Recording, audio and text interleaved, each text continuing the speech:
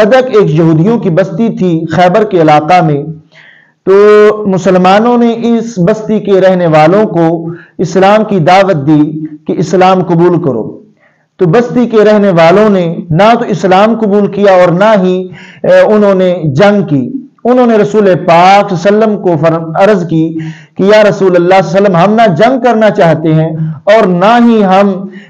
اسلام قبول کرنا چاہتے ہیں، لہٰذا انہوں نے آدھی زمین فدق کی رسول پاک صلی اللہ علیہ وسلم کو دی،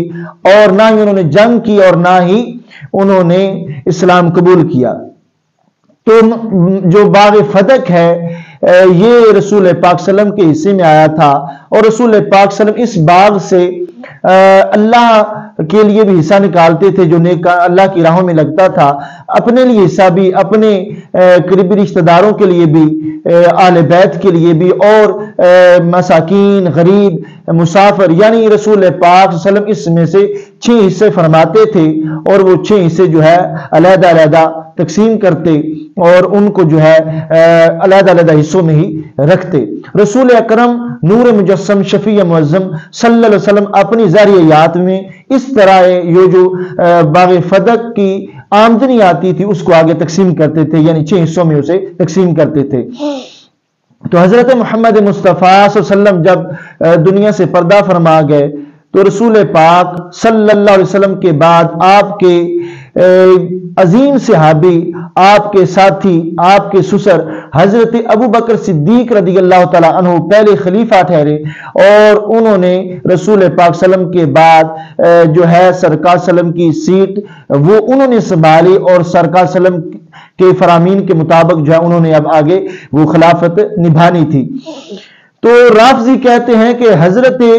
ابو بکر صدیق رضی اللہ تعالیٰ عنہ نے حضرت سیدہ فاطمہ زہرا رضی اللہ تعالیٰ عنہا کو فدق کا باغ نہ دے کر حضرت فاطمہ زہرا رضی اللہ تعالیٰ عنہا کا حق کھایا ہے، اور اہل سنت و جماعت کہتے ہیں کہ حضرت ابو بکر صدیق رضی اللہ تعالیٰ عنہ نے کوئی حق نہیں کھایا، اور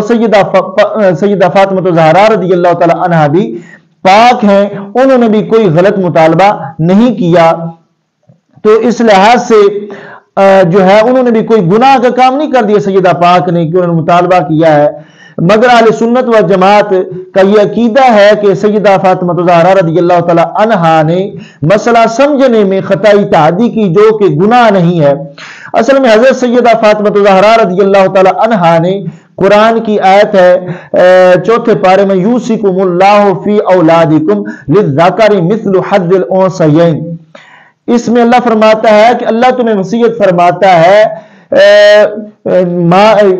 فرماتا ہے کہ ایک لڑکے کا حصہ جو ہے وہ 2 لڑکیوں کے حصے کے برابر ہے۔ تو سیدات النساء فاطمہ زہرا رضی اللہ تعالی عنہا نے اس ایسے استدلال فرمایا کہ جس طرح ہر کسی کا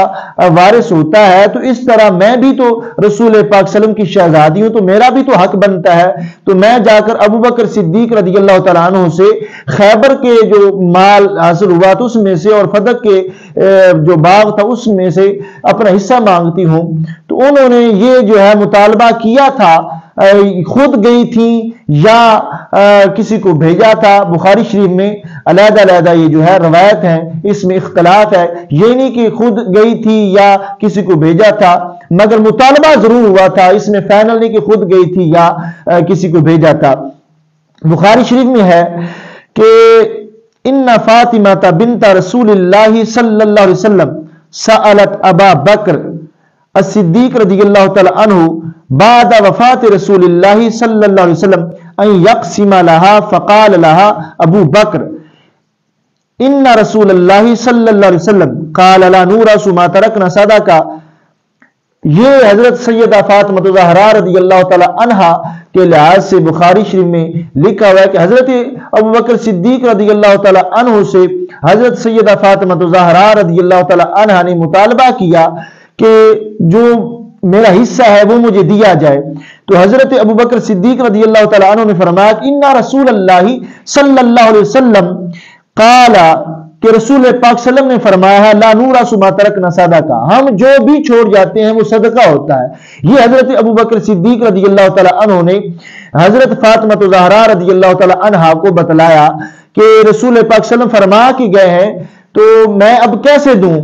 اگر آپ کو حصہ دوں گا تو پھر رسول پاک صلی اللہ علیہ وسلم کے فرامین کی نافرمانی ہوگی، رسول پاک صلی اللہ علیہ وسلم کے فرامین پہ عمل نہیں ہوگا، میں عمل نہیں کر سکوں گا، اللہ کے قرآن کی آیتوں کی نافرمانی ہوگی۔ یعنی نبی جو ہے وہ وارث نہیں بنائے جاتے مال کے لحاظ سے، یعنی نبیوں کا وارث نہیں ہوتا، وہ جو کچھ چھوڑ جاتے ہیں وہ صدقہ ہوتا ہے۔ سیدہ پاک رضی اللہ تعالی عنہ، ہم بار بار کہتے ہیں اہل سنت و جماعت کہ انہوں نے استدلال فرمایا تھا آیت سے کہ جس طرح دوسروں کا حصہ بنتا ہے اس طرح میرا بھی بنتا ہوگا، تو وہ اصل میں جو آیت تھی وہ امت کے لیے تھی،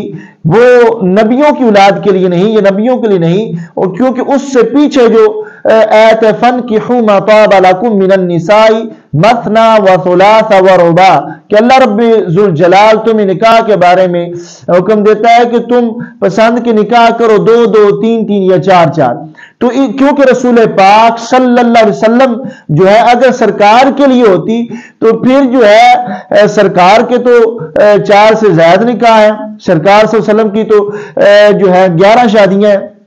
نبی اکرم نور مجسم شفیع معظم صلی اللہ علیہ وسلم نے 11 نکاح کیے ہیں، تو ادھر تو قرآن میں 4 کی حد جو ہے وہ معین ہے، 4 تک کر سکتا ہے۔ تو پتہ چلا کہ یہ جس طرح آیت امت کے لیے ہے، اسی طرح یوصیکم اللہ فی اولادکم للذکر مثل حظ الانثیین، یہ آیت جو ہے یہ بھی امت کے لیے ہے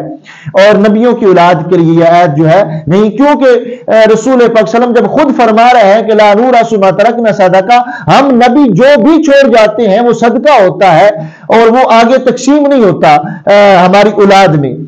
دوسری حدیث ہے جی کہ فقال ابو بکر رضی اللہ تعالی عنہ، حضرت ابو بکر صدیق رضی اللہ تعالیٰ عنہ نے فرمایا ان رسول اللہ صلی اللہ علیہ وسلم، کہ بے شک رسول پاک صلی اللہ علیہ وسلم نے فرمایا لا نورث ما ترکنا صدقہ، کہ بے شک جو ہم جو کچھ چھوڑ جاتے ہیں وہ صدقہ ہوتا ہے۔ آگے ہے انما یأکل آل محمد صلی اللہ علیہ وسلم من ھذا المال، آپ نے فرمایا کہ سرکار مجھے فرما گئے ہیں کہ میں جو کچھ بھی چھوڑ جاؤں وہ صدقہ ہوگا، مگر آل محمد صلی اللہ علیہ وسلم یعنی میری آل کو اس مال سے، میری آل کو اس مال سے حصہ دیا جائے گا، یعنی ان کو اس کی آمدنی سے جو ہے وہ مال دیا جائے گا، سال بھر کا خرچہ انہیں دیا جائے گا، مگر جو ہے ملکیت کر دینا وہ نہیں ہوگا۔ رسول پاک صلی اللہ علیہ وسلم فرما کے گئے تھے کہ ملکیت جو ہے وہ آگے نہیں ہوتی، جو نبیوں کی اولاد ہوتی ہے وہ ان کے جو کچھ وہ چھوڑ جاتے ہیں وہ صدقہ ہوتا ہے، اور نبی رسول پاک صلی اللہ علیہ وسلم جو ہے ان کی آل پر صدقہ جو ہے وہ حلال نہیں ہے۔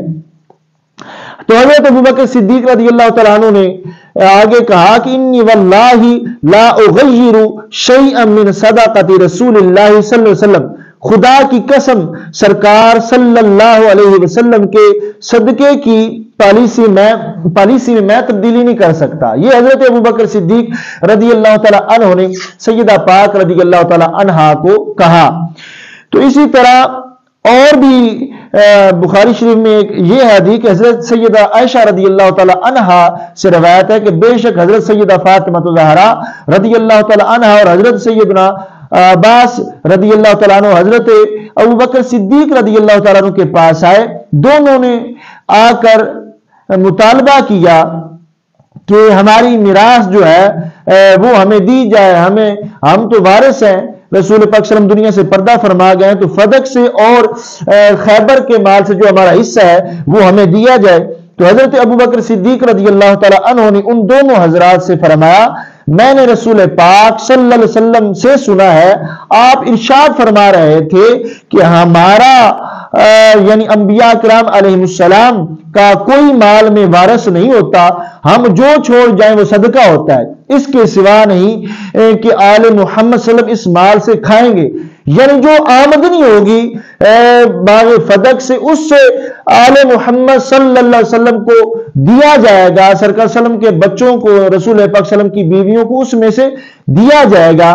تو نیز حضرت ابوبکر صدیق رضی اللہ تعالیٰ عنہ نے فرمایا کہ اللہ کی قسم میں کوئی ایسا امر ترک نہیں کروں گا جو میں نے رسول پاک صلی اللہ علیہ وسلم کو دیکھا ہے کہ آپ اس سے مال اس مال میں وہ امر کرتے تھے مگر میں وہ کروں گا جو سرکار نے فرمایا میں تو وہ کروں گا، رسول پاک صلی اللہ علیہ وسلم کے فرامین کے خلاف میں ہرگز نہیں چلوں گا، جس طرح سرکار مجھے فرما کے گئے میں تو ویسا ہی کروں گا۔ تو جو رافضی ہے وہ یہاں پر سوال اٹھاتے ہیں کہ سیدہ پاک رضی اللہ تعالی عنہا حضرت ابوبکر صدیق رضی اللہ تعالیٰ عنہ کی بارگاہ میں گئیں اور انہوں نے مطالبہ کیا اور وہ اتنی دیر کھڑی رہی، انہیں پوچھا نہ گیا، پھر ان کا حق جو ہے انہیں نہ دیا گیا، ان پر ظلم و ستم کیا گیا معاذ اللہ، اور حضرت ابوبکر صدیق رضی اللہ تعالیٰ عنہ نے حضرت فاطمہ زہرا رضی اللہ تعالیٰ عنہ کا حق کھایا ہے، اس لحاظ سے انہوں نے ان پر بڑا ظلم کیا۔ یہ رافضی کہتے ہیں کہ حضرت ابوبکر صدیق رضی اللہ تعالیٰ عنہ نے سیدہ النساء فاطمہ زہرا رضی اللہ تعالی عنہ کا حق کھایا ہے۔ اس لحاظ سے حضرت پیر سید مہر علی شاہ صاحب رحمۃ اللہ علیہ نے مسئلہ باغ فدق کے لحاظ سے اپنی کتاب تصفیہ ما بین سنی و شیعہ میں آپ نے اس مسئلہ کو واضح کیا۔ آپ کہتے ہیں کہ وراثت کا مسئلہ انبیاء علیہ السلام کے ترکہ میں جاری نہیں۔ آپ بھی کہتے ہیں کیونکہ شریعت کے مطابق جو ہے آپ نے لکھا، اور حدیث شریف جو ہے نحن معاشر الانبیاء دلیل قطعی ہے، کسی نے اس کا انکار نہیں کیا، یہ دلیل قطعی ہے۔ اس لیے ازواج مطہرات میں سے کسی نے بھی مطالبہ میراث نبوی صلی اللہ علیہ وسلم پر اصرار نہیں کیا۔ حضرت پیر سید مہر علی شاہ صاحب رحمۃ اللہ علیہ کہتے ہیں کہ یہ حدیث سن کر کے سرکار فرما گئے ہیں لا نورا ثم ترکنا صدقہ، کہ ہم نبی جو بھی چھوڑ جاتے ہیں وہ صدقہ ہوتا ہے۔ آپ فرماتے ہیں کہ اسی لیے نبی پاک صلی اللہ علیہ وسلم کی پاک بیویوں نے بھی جو ہے مال پر جو ہے باغ فدق میں سے حصہ طلب نہیں کیا، اور جن جن حضرات نے مطالبہ کیا بھی تھا انہوں نے اس حدیث کے سننے کے بعد مطالبہ کو ترک کر دیا تھا۔ یہ حضرت پیر سید مہر علی شاہ صاحب رحمۃ اللہ علیہ کا جو ہے نظریہ ہے باغ فدق کے لحاظ سے۔ کہتے ہیں اگر معاذ اللہ، جس طرح یہ رافضی کہتے ہیں نا کہ حضرت ابوبکر صدیق رضی اللہ تعالیٰ نے بڑا ظلم کیا ہے سیدہ پاک کو باغ نہ دے کر، تو اہل سنت و جماعت کا یہ عقیدہ ہے کہ ابوبکر صدیق رضی اللہ تعالیٰ عنہ بھی بے گناہ تھے، سیدہ پاک رضی اللہ تعالیٰ عنہا بھی بے گناہ تھی مگر معصومہ نہیں تھی، کیونکہ معصوم جو ہے وہ صرف نبی اور فرشتے ہوتے ہیں۔ تو بہرحال حضرت پیر سید مہر علی شاہ صاحب رحمۃ اللہ علیہ لکھتے ہیں کہ اگر معاذ اللہ صدیق اکبر رضی اللہ تعالی عنہ کو سیدۃ النساء سے عداوت تھی تو اپنی بیٹی عائشہ صدیقہ رضی اللہ تعالی عنہا اور باقی ازواج مطہرات اور حضرت عباس رضی اللہ تعالی عنہ کو کیوں محروم کر دیا؟ آپ کہتے ہیں کہ رافضیو تم کہتے ہو کہ حضرت ابوبکر صدیق رضی اللہ تعالیٰ عنہ نے باغ نہ دے کر بڑا ظلم کیا ہے، ان کے ساتھ ناانصافی کی ہے، ان کا حق کھایا ہے، تو آپ نے فرمایا حضرت ابوبکر صدیق رضی اللہ تعالیٰ عنہ نے حضرت عائشہ صدیقہ رضی اللہ تعالیٰ عنہ کو بھی باغ نہیں دیا، رسول پاک صلی اللہ علیہ وسلم کی پاک بیویوں کو بھی نہیں دیا، حضرت عباس رضی اللہ تعالیٰ عنہ کو بھی نہیں دیا۔ یا تو یہ ثابت کرنا کہ عائشہ صدیقہ رضی اللہ تعالیٰ عنہ کو باغ دیا ہو، حصہ دیا ہو اس میں سے، یا رسول پاک صلی اللہ علیہ وسلم کی پاک بیویوں کو، یا حضرت عباس رضی اللہ تعالیٰ عنہ کو۔ تو آپ کہتے ہیں کہ صدیق اکبر کا حلفی بیان ہے، وہ تو کہتے ہیں کہ خدا کی عزت کی قسم مجھے اپنے آل سے، اپنے خاندان والوں سے رسول پاک صلی اللہ علیہ وسلم کا خاندان جو ہے وہ بڑھ کر ہے، میں سرکار صلی اللہ علیہ وسلم کی خاندان کو زیادہ مانتا ہوں، زیادہ اہمیت دیتا ہوں، زیادہ محبت کرتا ہوں، اپنے خاندان کو زیادہ اہمیت نہیں دیتا۔ کہتے ہیں کہ کتاب اللہ و احادیث نبویہ صلی اللہ علیہ وسلم اور تاریخ شاہد ہیں، گواہ ہیں کہ حضرت صدیق اکبر رضی اللہ تعالیٰ عنہ اور رسول پاک صلی اللہ علیہ وسلم کی راہ میں، یعنی حضرت صدیق اکبر رضی اللہ تعالیٰ عنہ اللہ اور اس کے رسول صلی اللہ علیہ وسلم کی راہ میں اپنی جان و مال قربان کرنے والے تھے، کہ صدیق اکبر رضی اللہ تعالیٰ عنہ کی ذات پر تو اللہ کا قرآن بھی گواہ ہے۔ اللہ فرماتا ہے وَسَيُجَنَّبُ الْأَتْقَى الَّذِي يُؤْتِي مَالَهُ يَتَزَكَّى وَمَا لِأَحَدٍ عِندَهُ مِن نِعْمَةٍ تُجْزَى إِلَّا ابْتِغَاءَ وَجْهِ رَبِّ الْأَعْلَى وَلَسَوْفَ يَرْضَى۔ رب تو فرماتا ہے کہ حضرت ابوبکر صدیق رضی اللہ تعالیٰ عنہ کو آگ سے بہت دور رکھا جائے گا، وہ جو سب سے بڑے متقی ہیں، پرہیزگار ہیں، ان کی صداقت کی، ان کے تقوی کی گواہی تو رب ذوالجلال خود قرآن میں دے رہا ہے. اور اگر فرماتا ہے کہ حضرت ابوبکر صدیق رضی اللہ تعالیٰ عنہ جو اپنا مال دیتے ہیں لوگوں کو اللہ کی راہ میں جو خرچ کرتے ہیں تو وہ لوگوں کو دکھانے کے لیے نہیں اللہ کی راہ میں خرچ کرتے. اللہ فرماتا ہے وہ تو مزید تقوی اختیار کرنے کے لیے اللہ کو راضی کرنے کے لیے اللہ کے راستے میں اپنا مال دیتے ہیں. تو انہوں نے لکھا کہ وہ تو اپنا جان و مال اللہ کے راستے میں قربان کرنے والے تھے جنہوں نے کبھی کسی غیر مسلم یہودی و نصرانی کی بھی حق تلفی نہیں کی تھی. پھر یہ کیوں کر متصور ہو سکتا ہے کہ وہ جگر پارہ رسول صلی اللہ علیہ وسلم کی حق تلفی کرے. آپ کہتے ہیں کہ انہوں نے تو کبھی کسی یہودی اور نصرانی کا بھی حق نہیں کھایا, تو یہ کیسے ہو سکتا ہے کہ انہی کے نبی کی بیٹی ہو اور وہ ان کا حق کھا جائے؟ آپ کہتے ہیں کہ یہ تو تصور بھی نہیں کیا جا سکتا. آگے کہتے ہیں رہا یہ امر کہ حضرت ابوبکر صدیق رضی اللہ تعالی عنہ نے سیدۃ النساء کے مطالبہ کرنے پر کیوں ہی حق انہیں نہ دیا. سو اس میں غور کرنے سے معلوم ہو جاتا ہے کہ اگر حضرت ابوبکر کو حسب درخواست سیدۃ النساء رضی اللہ تعالی عنہ انہیں اس مال کا دے دینا جائز اور مباح بھی ہوتا تو بھی اس کے نہ دینے پر جائز شکایت نہ تھی. پہلی بات تو یہ ہے کہ آپ لکھتے ہیں کہ حق بنتا ہی نہیں تھا اس لیے نہیں دیا, اور اگر بنتا ہوتا پھر بھی نہ دیتے تو کہتے ہیں کیونکہ سیدۃ النساء رضی اللہ تعالی عنہ نے حضرت صلی اللہ علیہ وسلم سے ایک دفعہ ایک خادمہ کی درخواست کی, مگر آپ صلی اللہ علیہ وسلم نے یہ درخواست منظور نہ فرمائی اور بجائے اس کے کہ خادمہ عطا فرمائے آپ صلی اللہ علیہ وسلم نے تسبیحیں تعلیم فرمائی. یہ سبحان اللہ والحمدللہ اور اللہ اکبر, یہ سبحان اللہ الحمدللہ واللہ اکبر یہ تسبیحیں دی. کما فی صحیح البخاری و مسلم, کہتے ہیں کہ جس طرح مولا علی رضی اللہ تعالی عنہ سے بخاری اور مسلم میں حدیث جو ہے وہ انہوں نے روایت کی ہے. کہتے ایسا ہی اگر رسول اللہ صلی اللہ علیہ وسلم کا خلیفہ بھی تعمیل درخواست نہ کرے تو محل شکایت نہ ہوگا, چہ جائے کہ جب اس مال کا دے دینا شرعاً ناجائز ہو. کہتے ہیں کہ اگر نہ دیتے تو پھر بھی ابوبکر صدیق رضی اللہ تعالیٰ عنہ پر کوئی تان و تشریح نہیں تھی, کیونکہ وہ رسول پاک صلی اللہ علیہ وسلم کے بستر مبارک پر وہ رسول پاک صلی اللہ علیہ وسلم کی سیرت مبارک پہ تشریف فرما تھے, رسول پاک صلی اللہ علیہ وسلم کے خلیفہ تھے, تو انہیں کسی لحاظ سے جو ہے ان پر کوئی فتویٰ نہیں لگایا جا سکتا. کہتے ہیں کہ بلکہ مؤخر صورت میں تو بجائے محل شکایت ہونے کے یہ قابل ستائش ہوگا کیونکہ اس نے اللہ اور اس کے رسول صلی اللہ علیہ وسلم کے حکم کی پابندی کی ہے. کہتے ہیں انہیں تو شاباش دینی چاہیے, ان کے تو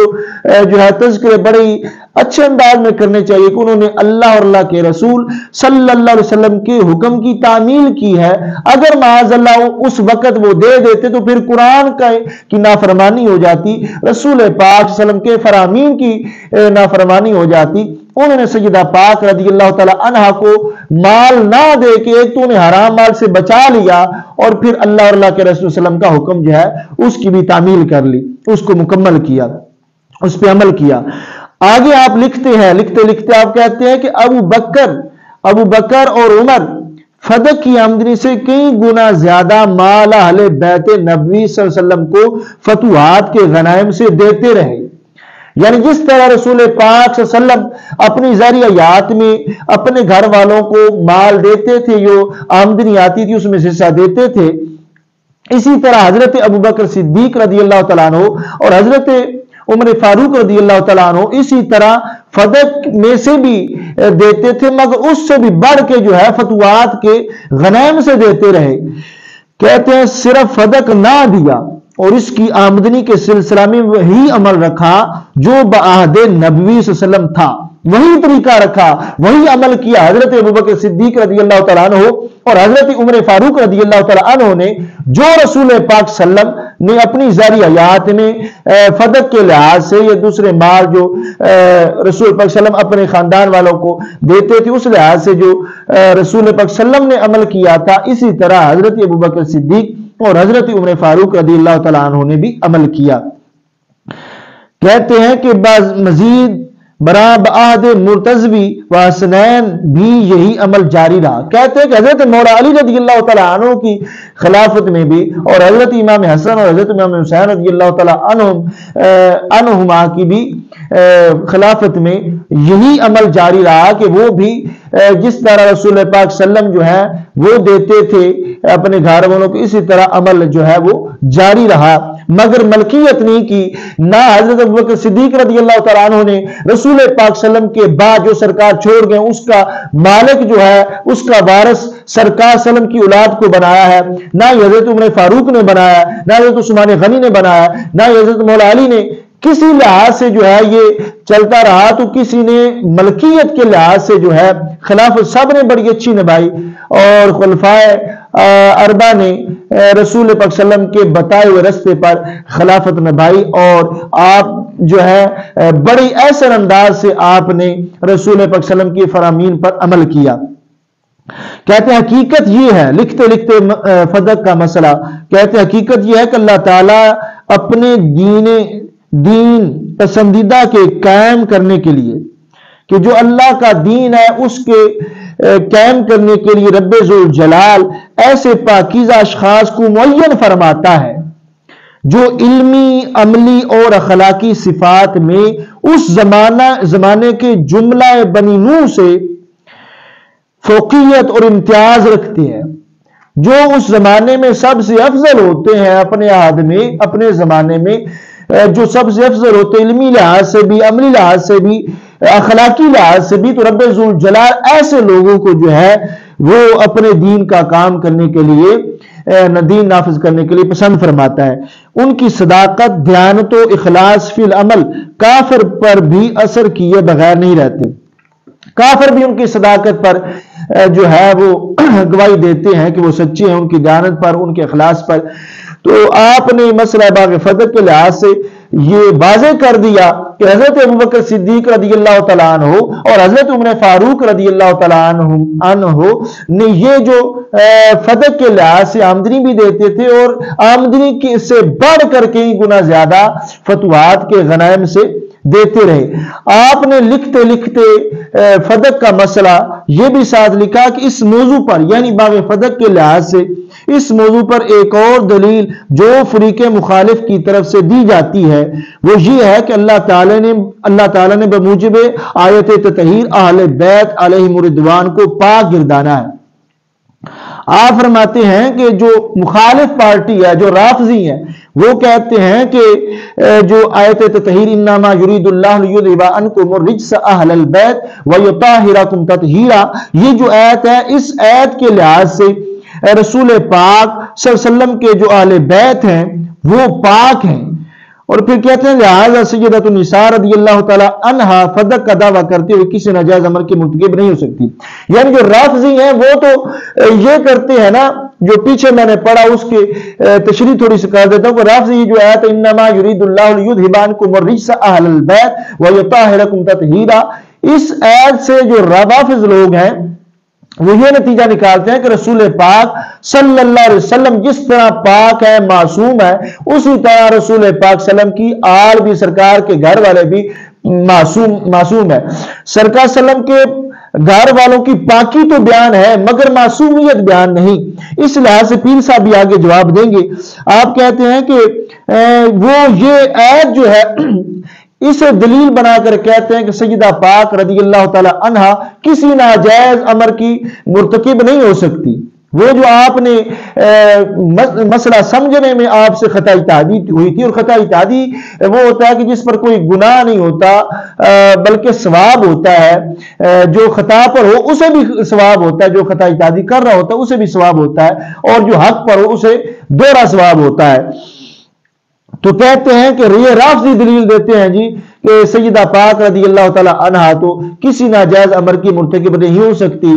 تو حقیقت یہ ہے کہ سیدہ پاک رضی اللہ تعالی عنہا نے جو مسئلہ سمجھا تھا اس میں خطا اجتہادی ہوئی تھی۔ تو یہ جو باغ کا حصہ لینے جا رہی تھی فدق کے لحاظ سے، تو وہ حصہ اپنی ذات کے لیے لینے جا رہی تھی۔ وہ تو پاک گروہ ہیں، وہ ایسے پاک ہستیاں ہیں رسول پاک صلی اللہ علیہ وسلم کے جو خاندان والے ہیں مومن، وہ ایسی پاک ہستیاں ہیں کہ وہ تو سخی ہیں، وہ سخاوت کا گھرانہ ہے، وہ خود نہیں کھاتے تھے، آگے پہنچاتے تھے، سیال دروازے پہ آ جاتا تو اسے دے دیتے، خود بھوکے رہ لیتے۔ تو وہ جب لینے جا رہی تھی یا کسی کو بھیجا تو وہ اس واسطے تھا کہ جب میری ملکیت ہو جائے گا تو پھر میں جی بھر کے جو ہے غریبوں کو، یتیموں کو، مساکینوں کو جو ہے وہ اس مال میں سے دوں گی۔ تو یہ آپ کی نیت تھی، ورنہ انہیں کس چیز کی کمی تھی کہ جن کے کھانے اور جن کا لباس بھی جنت سے آتا ہو۔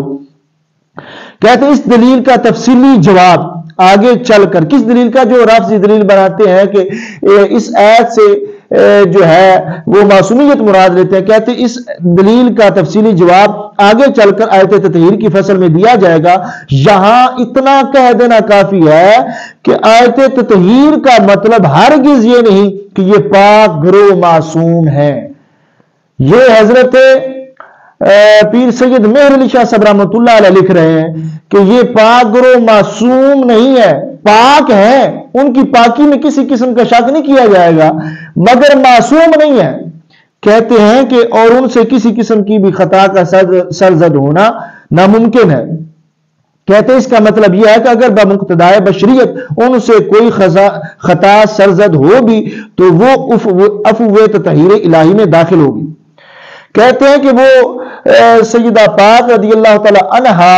کے لحاظ سے اس مسئلہ میں یہی مسئلہ تھا کہ کنز العلماء مفکر اسلام پروفیسر مفتی ڈاکٹر محمد اشرف آصف جلالی صاحب زیدہ شرف نے اسی کتاب تصفیہ مابین سنی و شیعہ میں سے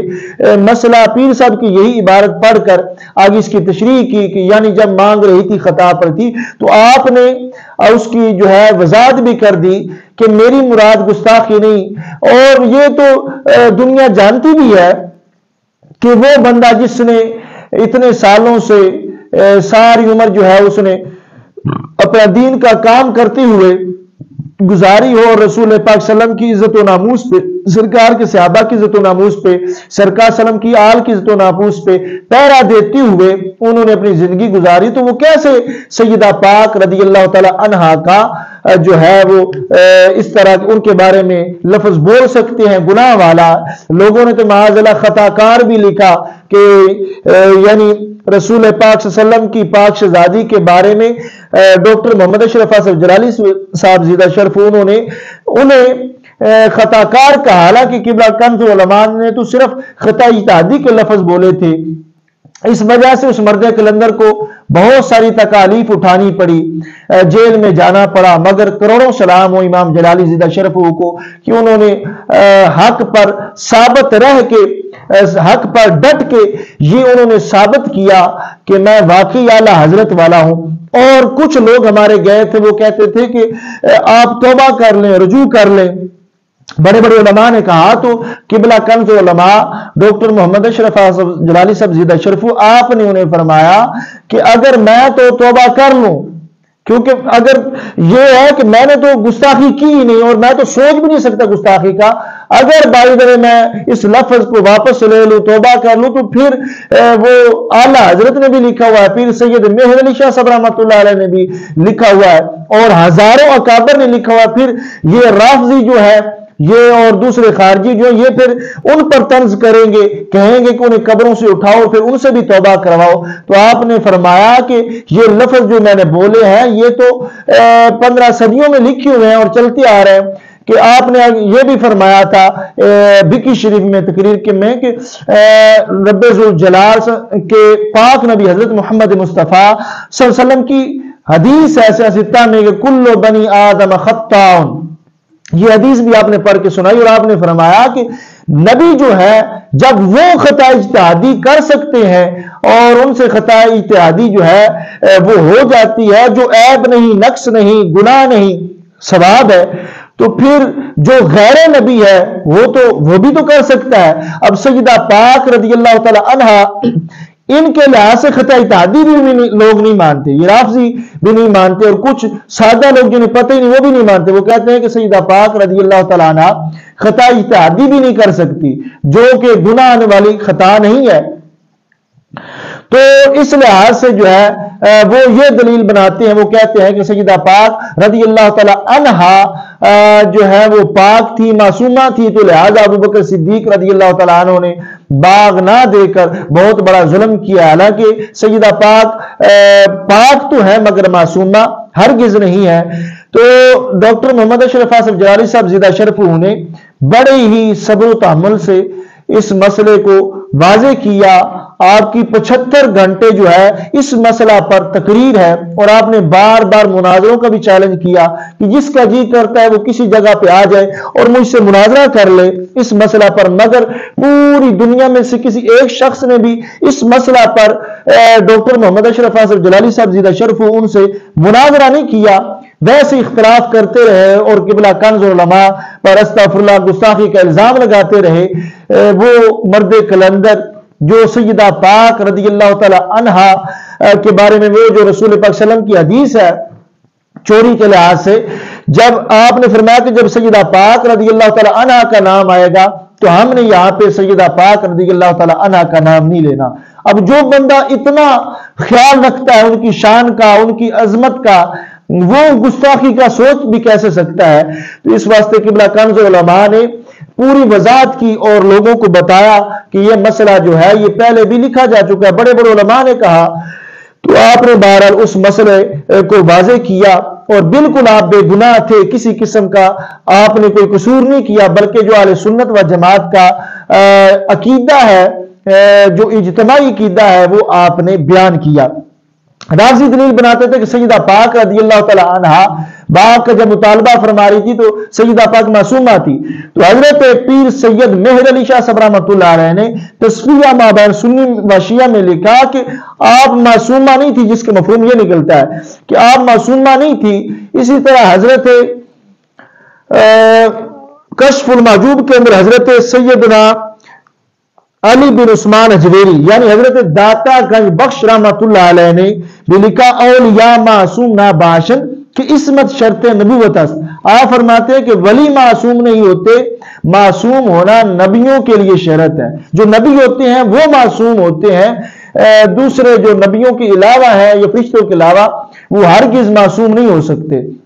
معصوم اور محفوظ کی تعریف بھی سن لیجئے کہ معصوم وہ ہوتا ہے کہ جس سے کبھی کوئی خطا یعنی گناہ والی خطائی تعدی تو ان سے بھی ہو جاتی ہے، ہوتی رہی ہے، تو نبی معصوم وہ ہوتا ہے کہ جس سے کوئی نقص، عیب، گناہ وغیرہ جو ہے اس طرح کے کسی قسم کا کوئی کام جو ہے اس طرح کا گناہ والا، نقص والا، عیب والا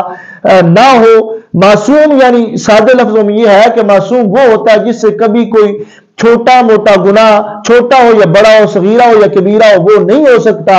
اور محفوظ وہ ہوتا ہے کہ جس سے خطا ہو تو سکتی ہے مگر رب ذوالجلال نے اپنی قدرت کاملہ کے لحاظ سے، اپنی رحمت کریمہ کے لحاظ سے انہیں محفوظ رکھا ہوتا ہے، اور رب ذوالجلال ان سے خطا ہونے نہیں دیتا، گناہ والی، نقص والی، عیب والی خطا جو ہے وہ نہیں ہونے دیتا۔ تو خطائی تعدی جو ہے یہ تو نبیوں سے بھی ہو جاتی ہے، تو غیر نبی سے تو بدرجہ اولا ہو سکتی ہے۔ تو اس لحاظ سے لوگوں نے ویسے شور مچایا، اور قبلہ کنز العلماء مفکر اسلام پروفیسر مفتی ڈاکٹر محمد اشرف آصف جلالی صاحب زیدہ شرفہ پر بے وجہ بہتان باندھے اور اتنا انہیں درد پہنچایا، مگر آپ بھی ڈٹے رہے۔ آپ نے 15 صدیوں کے عقیدے پر پہرا دے کر دکھایا، آپ نے قرآن پہ پہرا دیا، کنز العلماء نے رسول پاک صلی اللہ علیہ وسلم کی فرامین پہ پہرا دیا، آپ نے سیدہ پاک رضی اللہ تعالی عنہا کی عزت و ناموس پہ پہرا دیا، آپ نے حضرت ابوبکر صدیق رضی اللہ تعالی عنہ کی عزت و ناموس پہ پہرا دے کر زمانے کو بتایا کہ اب بھی اعلیٰ حضرت کا سچا غلام جو ہے وہ حق پر ڈٹا ہوا ہے، اور آپ نے بتایا کہ میں واقعہ ہی اعلیٰ حضرت کا سچا شیر ہوں۔ یہ مسئلہ باغ فتح کے لحاظ سے ایک اور سید ہیں، سید محمد احمد قادری، انہوں نے مسئلہ باغ فتح کے لحاظ سے لکھا کہ سیدہ فاطمہ زہرا رضی اللہ تعالیٰ عنہ نے یہ سمجھ کر کہ فدق ابا جان کا مملوکہ ہے اور باپ کے متروکہ سے بیٹی حقدار ہے، جناب صدیق کے اکبر رضی اللہ تعالیٰ عنہ کے حضور میں مطالبہ فرمایا کہ فدق چونکہ ابا جان کا ہے لہذا وہ میرا حق ہے۔ صدیق اکبر رضی اللہ تعالیٰ عنہ نے عرض کی کہ تابع حکم و فرمان سامی ہوں، مگر آپ سے پہلے حکم سید عالم صلی اللہ علیہ وسلم کا ماننا مجھ پر فرض ہے۔ آپ نے فرمایا کہ رسول پاک صلی اللہ علیہ وسلم کا حکم ماننا مجھ پر فرض ہے۔ آپ کا حکم بہت بڑا ہے، بڑا مقام آپ کا، بڑا مرتبہ ہے، مگر آپ سے بڑا مرتبہ، آپ کے کلام سے بڑا کلام جو ہے وہ میرے لیے رسول پاک صلی اللہ علیہ وسلم کا ہے، تو وہ مجھ پر ماننا فرض ہے۔ آپ نے آگے حضرت سیدہ پاک کو جواب دیا کہ حضور صلی اللہ علیہ وسلم نے ارشاد فرمایا ہے نحن معاشر الانبیاء، کہ ہم انبیاء جو ہے لا نورث ما ترکنا صدقہ، ہم جو بھی چھوڑ جاتے ہیں وہ صدقہ ہوتا ہے، ہماری جو معیشت ہے، ہماری جو آگے یعنی جو ہم چھوڑ جاتے ہیں وہ صدقہ کا مال ہوتا ہے، ہمارے آگے وراثت تقسیم نہیں ہوتی۔ یہ آپ نے کہا ما ترکنا صدقہ، ہم جو کچھ چھوڑ جاتے ہیں وہ صدقہ ہوتا ہے۔ اب حضور کی جیسے مرضی میری مجال نہیں کہ متروکہ نبی پر احکام میں میراث جاری کروں، ہاں جس طرح حضور صلی اللہ علیہ وسلم کا اس میں تصرف تھا بحیثیت خلیفہ رسول صلی اللہ علیہ وسلم میں بھی کرتا رہوں گا۔ تو آگے اس کے یہ لفظ ہے کہ فغضبت فاطمہ لا تتکلم حتی ماتت، یعنی پھر غصہ ہوئی حضرت سیدہ اور نہیں گفتگو فرمائی یہاں تک کہ آپ دنیا سے تشریف لے گئی، آپ دنیا سے پردہ فرما گئی۔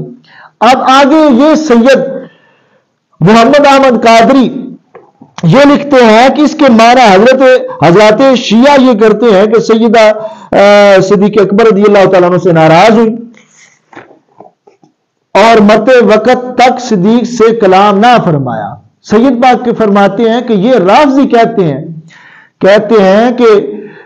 یہ جو رافضی لوگ ہیں اس طرح کے الفاظ بولتے رہتے ہیں، اور آپ نے بڑے ہی طریقے سے لکھا، آپ فرماتے ہیں کہ اول یہ ہے کہ حدیث کے لفظ یہ نہیں بتاتے کہ صدیق سے ناراض ہوئی۔ آپ نے کہا کہ اس پر چند امور قابل غور ہیں۔ پہلا یہ کہ حدیث کے لفظ یہ نہیں بتاتے کہ صدیق سے ناراض ہوئی اور صدیق سے ہی نازیز اس رنج کو دل میں رکھ کر بات نہ کی۔ دوسرے یہ الفاظ بھی حدیث میں نہیں کہ اس سوال پر آپ ناراض ہوئی اور پھر اس معاملہ فدق میں گفتگو نہ فرمائی آخری وقت تک۔ کہتے ہیں تو اب غور طلب امر یہ ہے کہ سیدہ شباب اہل الجنہ حقیقتاً مومنہ اور مومن گر تھیں، اور حضور صلی اللہ علیہ وسلم کا ارشاد ہے کہ مومن شام تک بھی دل میں رنج نہیں رکھتا۔ آگے سید پاک نے آیت لکھی قرآن کی، کہتے ہیں فلا وربک لا یؤمنون حتی یحکموک فیما شجر بینہم ثم لا یجدوا فی انفسہم حرجا مما قضیت ویسلموا تسلیما۔ کہتے ہیں اللہ فرماتا ہے اے محبوب صلی اللہ علیہ وسلم تمہارے رب کی قسم وہ مسلمان نہ ہوں گے جب تک اپنے آپس کے جھگڑے میں تمہیں حاکم نہ بنائے، پھر جو کچھ تم حکم فرماؤ اپنے دلوں میں اس سے رکاوٹ نہ پائیں اور دل سے تسلیم کر لیں۔ پھر صدیق نے جواب میں حکم سرکار اول سنایا تھا۔ سید پاک لکھتے ہیں کہ جو حضرت ابوبکر صدیق رضی اللہ تعالیٰ عنہ نے سنایا تھا سیدہ پاک کو فیصلہ، تو وہ رسول پاک صلی اللہ علیہ وسلم کی حدیث پڑھ کے سنایا تھا۔ کہتے ہیں اسے نہ ماننا تو درکنار، معاذ اللہ سیدہ ناراض ہو جائیں، ہم اس عقیدے کو ماننے کے لیے کسی طرح تیار نہیں۔ آپ فرماتے ہیں کہ اسے نہ ماننا تو درکنار، سیدہ ناراض ہو جائیں، ہم اس عقیدے کو ماننے کے لیے کسی طرح تیار نہیں۔ آپ کہتے ہیں کہ اتنی بڑی پڑھی لکھی، اتنی پرہیزگار، متقی، اتنی عابدہ، زاہدہ، اتنی شانوں کے لائق پاک جو ہے خاتون، اور ہو بھی رسول پاک صلی اللہ علیہ وسلم کی لخت جگر، تو پھر بھی رسول پاک صلی اللہ علیہ وسلم کی حدیث سنی اور وہ آگے سے عمل نہ کرے، تو آپ لکھتے ہیں اور پھر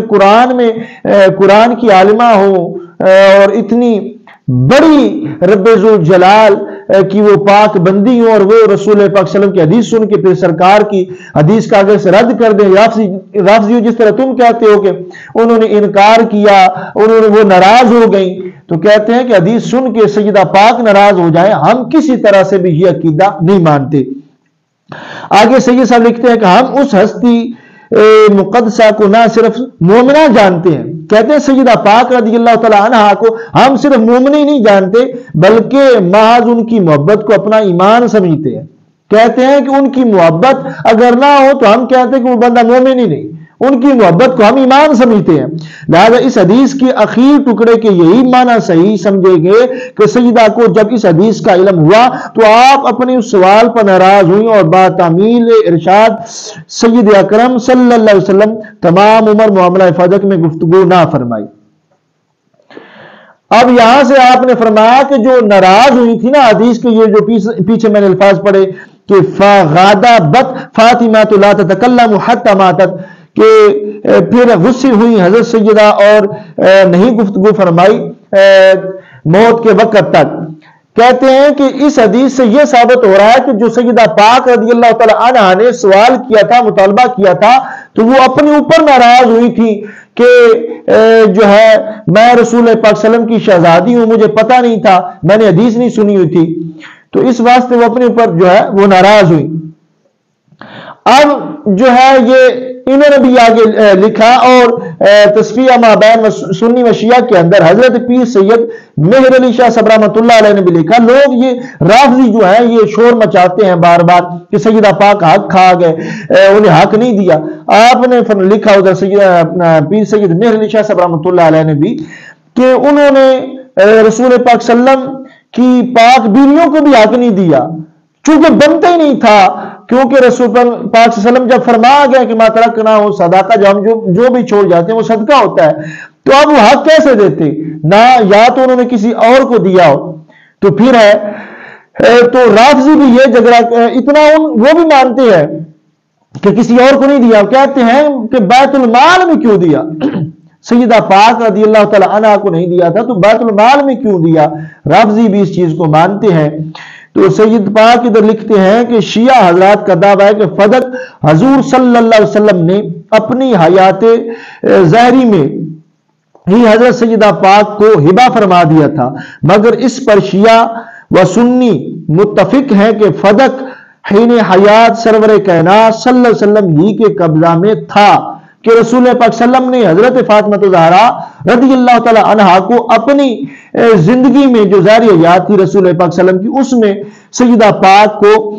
جو ہے باغ میں سے حصہ نہیں دیا تھا اور نہ ہی باغ دیا تھا. مگر اس پر کہتے ہیں کہ شیعہ اور سنی متفق ہیں، وہ انہیں پتہ ہے کہ رسول پاک صلی اللہ علیہ وسلم نے، کچھ جو شیعہ ہے وہ یہ اعتراض کرتے ہیں اور سیدہ کا کوئی قبضہ اس پر نہ تھا، اور اس کی معاہدہ وہی حدیث ہے، وہی حدیث ہے کہ بعد وفات سیدہ نے طلب فرمایا. کہتے ہیں کہ اس پر یہی حدیث ہے کہ جب سیدہ پاک رضی اللہ تعالی عنہا نے مطالبہ کر دیا تھا تو یہی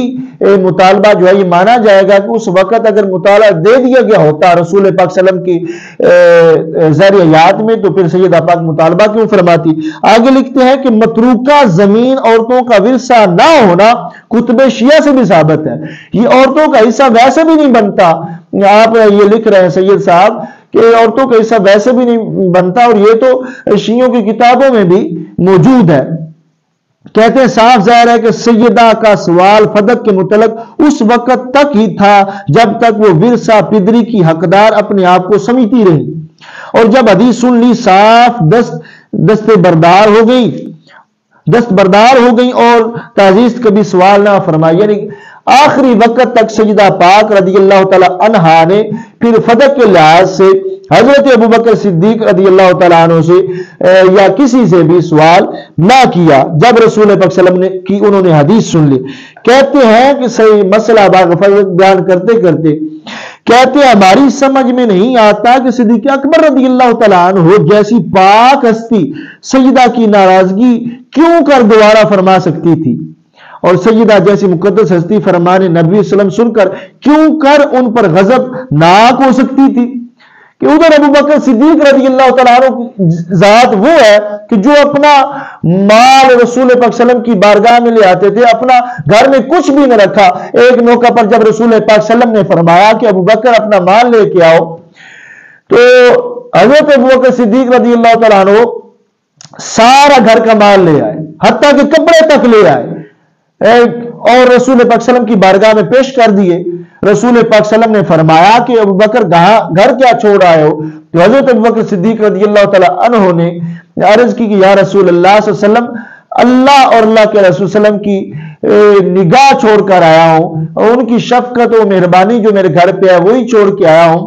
باقی سب کچھ سامان وغیرہ جو وہ لے کر آ گیا ہوں۔ دوسرے لفظوں میں یہ ہے کہ اللہ کے رسول صلی اللہ علیہ وسلم کا نام چھوڑ کر آیا ہوں، باقی سب کچھ لے آیا ہوں۔ حضرت ابوبکر صدیق رضی اللہ تعالیٰ عنہ تو وہ شخصیت ہیں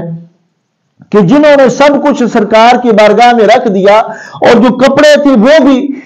اتار دیے اور وہ بھی اس سامان میں رکھ دیے، رسول پاک صلی اللہ علیہ وسلم کی بارگاہ میں لے آئے، بدن پر بوری پہن لی،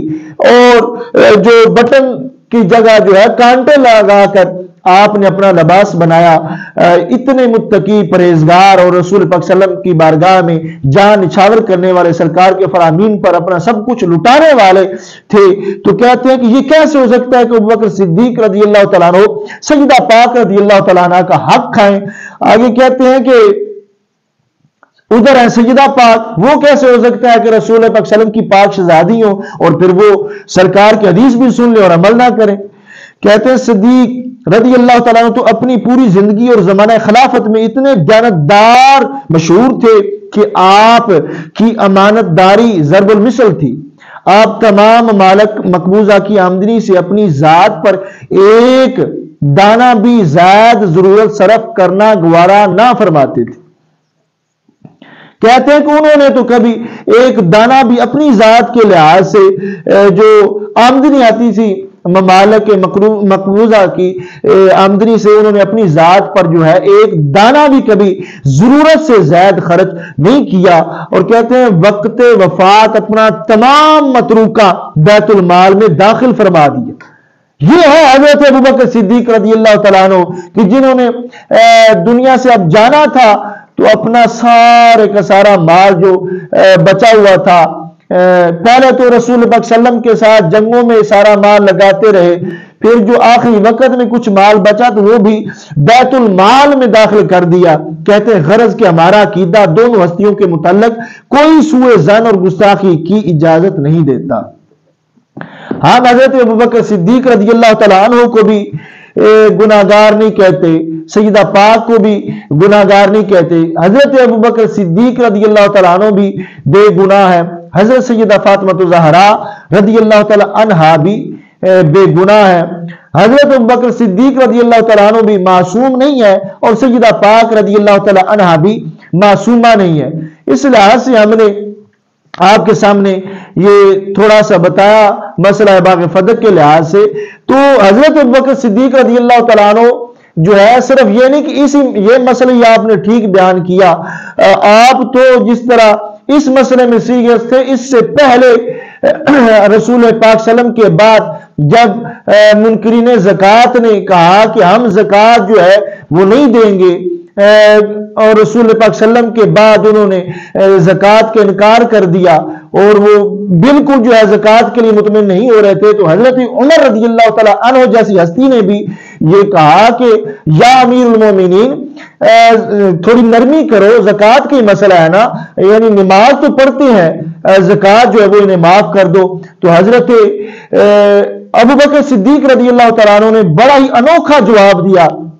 آپ نے فرمایا کہ ابو قحافہ کے بیٹے کی اتنی حیثیت کہاں ہو سکتی ہے؟ کیا حیثیت ہے ابو قحافہ کے بیٹے یعنی میری؟ ابوبکر صدیق رضی اللہ تعالیٰ نے فرمایا میری کیا حیثیت ہے کہ میں رسول پاک صلی اللہ علیہ وسلم کے دین میں تھوڑی سی بھی تبدیلی کروں رسول پاک صلی اللہ علیہ وسلم کے بعد؟ آپ نے فرمایا کہ یہ لوگ جو ہیں تم تو کہتے ہو کہ زکوٰۃ پوری انہیں چھوڑ دو۔ آپ نے فرمایا کہ اگر یہ لوگ وہ جانور جو زکوٰۃ کا دیتے ہیں، اگر یہ رسی بھی ساتھ نہیں دیں گے اس جانور کے، اگر صرف رسی نہ دیں گے جانور دیں گے، میں پھر بھی ان کے خلاف جہاد کروں گا، جو ہے ان سے جہاد کروں گا میں اس مسئلہ پر کہ یہ رسی بھی اگر نہ دے، کیونکہ آپ نے فرمایا کہ رسول پاک صلی اللہ علیہ وسلم کی ظاہری زندگی میں یہ لوگ جانور جو زکوٰۃ کا ہوتا تھا اس کے ساتھ ساتھ رسی بھی دیتے تھے، اگر رسی نہ دیں گے تو میں پھر بھی جہاد کروں گا۔ تو حضرت عمر رضی اللہ تعالیٰ عنہ اور حضرت ابوبکر صدیق رضی اللہ تعالیٰ عنہ کے درمیان یہ بات ہوئی، تو حضرت ابوبکر صدیق رضی اللہ تعالیٰ عنہ یہاں بھی ڈٹے رہے۔ حضرت ابوبکر صدیق رضی اللہ تعالیٰ عنہ نے حضرت عمر رضی اللہ تعالیٰ عنہ کو فرمایا کہ خدا کی قسم عمر تم بھی نہ ہو، سارے صحابہ بھی نہ آئے، آپ نے فرمایا میں اکیلا ان سے جہاد کروں گا، ان کے ساتھ میں جو ہے جہاد کروں گا، ان کے خلاف میں تلوار اٹھاؤں گا، انہیں قتل کروں گا۔ آپ نے فرمایا کہ آگے جو الفاظ آپ نے فرمایا کہ یہ جتنے منکرین زکوٰۃ ہیں یہ سارے اکٹھے ہو کر آ جائیں، اور پھر ان کے ساتھ جتنے درخت ہیں ان کے پتے ہو جائیں، ان کے کانٹے ہو جائیں، جتنے پتھر ہیں اور جو کچھ ہے وہ سارے کے سارا جو ہے پتے ہیں، درخت ہیں، پہاڑ ہیں، یہ سب کچھ اکٹھے ہو کر آ جائیں ان کے ساتھ، تو پھر سوچو کہ کتنی بڑی گیدرنگ ہوگی دشمنوں کی۔ کہتے ہیں اگر یہ سارے اکٹھے ہو کے آ جائیں اور جتنے درخت ہیں ان کے اوپر جتنے پتے ہیں، جتنے کانٹے ہیں، جتنے پتھر ہیں، جتنے پہاڑ ہیں، کہتے ہیں میں صدیق اکبر رضی اللہ تعالیٰ عنہ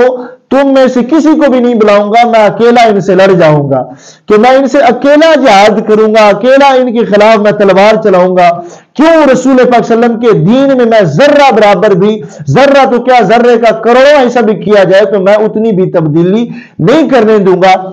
حضرت ابوبکر صدیق رضی اللہ تعالیٰ عنہ نے یہاں پر بھی اپنا جو ہے جذبہ دکھایا، جذبہ جہاد دکھایا، اور رسول پاک صلی اللہ علیہ وسلم کا